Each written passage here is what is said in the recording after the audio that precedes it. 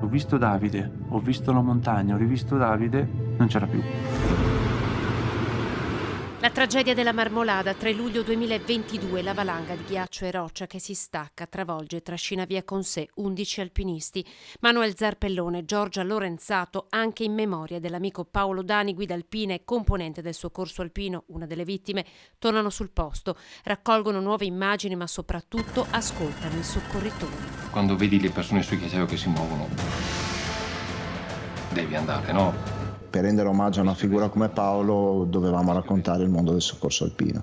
Quelli del soccorso alpino ci hanno detto subito: se vi chiamiamo mollate tutto e scappate di corsa. Dio, cercalo, Ale, su.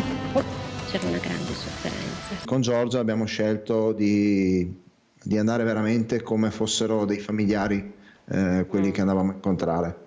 Molta leggerezza, è stata questa la nostra, credo, cifra nell'aver messo a nudo una verità che è il dolore di queste persone, senza scavare però nel dolore. Meravigliose, persone che ci hanno veramente fatto scoprire cosa vuol dire aiutare gli altri e quello che significa anche essere una comunità di montagna. Il racconto di una pagina terribile che restituisce però una montagna pregna di umanità e sensibilità. 38 le interviste realizzate, 3 mesi di riprese. Il documentario, presentato all'ultimo Trento Film Festival, ha vinto il Leone di Vetro 2023. Inizia ora il suo viaggio nelle sale del Veneto. Si parte con Castelfranco.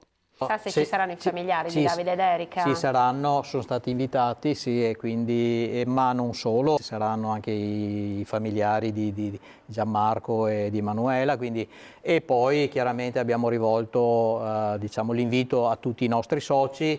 Mi pare di capire che la sala è già piena. La sala del cinema Esperia farà fatica a contenere tutte le persone che vorranno, con la loro presenza, rendere omaggio alla grande macchina dei soccorsi della Marmolada.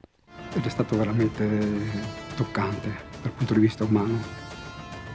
Non ci si abitua alla fine, poi si porta tutto a casa.